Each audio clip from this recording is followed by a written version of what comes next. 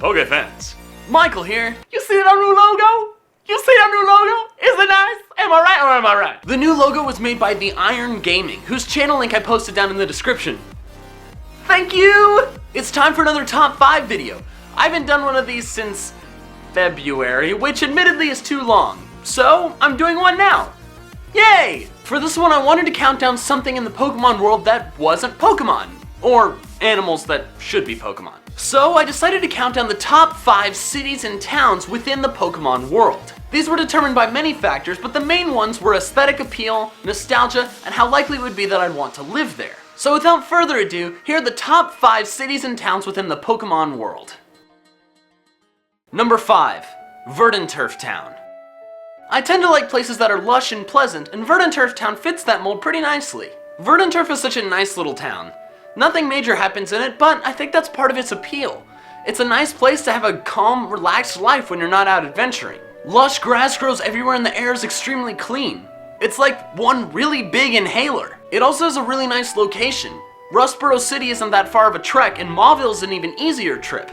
So you get access to the big city life without having to deal with it 24/7. Overall, Verdanturf is just a nice little town that seems like it'd be great to live in. And if you have asthma, it's good for that too. Number 4. Agate Village. You were not expecting this one, were you?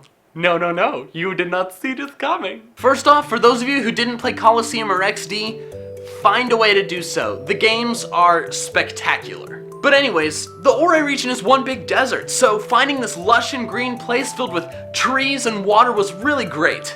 A huge upgrade from It's filled with senior citizens who were former ace trainers, so I think retiring to Agate after years of being the strongest trainer in the world would be really nice. Yes, I did say strongest trainer in the world, but it's also my imagination, so you're not allowed to judge. Number 3. Mossdeep City. You're probably picking up on the theme that I like lots of plant life and water. Well, you're correct. For a long time I've fantasized about living in a small island town in the world of Pokemon, specifically in Hoenn since it's my favorite region. Heck, years ago I even started, but never finished, a Pokemon fanfiction where the main character was from Pacifilog Town.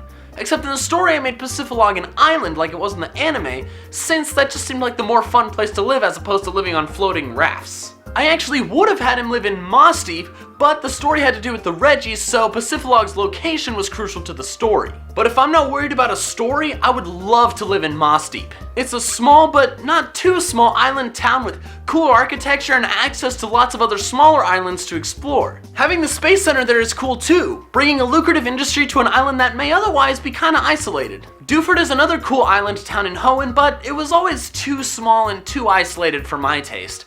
There's a lot going on in Mossdeep, which I really like. Number 2. Fortree City. Yes, I know there's a lot of Hoenn on this list, but I can't help it. Hoenn is just awesome. When I was younger, and honestly still now, I always wanted a treehouse. Never got one. So when I was first playing through Ruby and I first ran into Fortree City, I was like, whoa! This is awesome! That's not what I sounded like when I was 8, but you get it. I think the idea of having everybody live in tree houses is super fun. And if you think about it, it wouldn't be that annoying since flying type Pokemon are such a prevalent part of Fortree City's culture. Its location is nice too, being right next to 2 jungle routes to explore. Routes where I'd often put my secret base. The only reason Fortree City isn't number 1 is because some of the residents talk about bug Pokemon coming in through the windows. And I f***ing hate bugs. But Fortree City is still awesome. If I ever got to live there, it would be a real treat. Do you get it? Because I said treat and it's a city with trees. Number 1. Humilau City. For those of you who didn't play Black 2 and White 2, you really missed out and should play them ASAP. Black 2 and White 2 were huge improvements on Black and White and are, in my opinion, some of the best Pokemon games ever. They added a ton to Black and White, including lots of new areas and towns, one of which was Humilau City. Located in the northeastern corner of Unova, Humilau is the epitome of a chill beach town. Houses on piers with glass floors so you can see the beautiful water below, nice green land, an adventurous nearby route to explore, a really cool gym, and access to another beach town by simply going through the spectacular marine tube? Can you get any more awesome? Plus, it doesn't seem as touristy as Andela Town is, so that's another nice bonus. Humilau City is super awesome and I would absolutely love to live there. So that's the list. You probably figured this out already, but I really like towns that are close to nature but at the same time still have a modern aspect to them. That's also a big reason why I like the Pokemon franchise so much too. What did you think of this video? Do you agree with my list?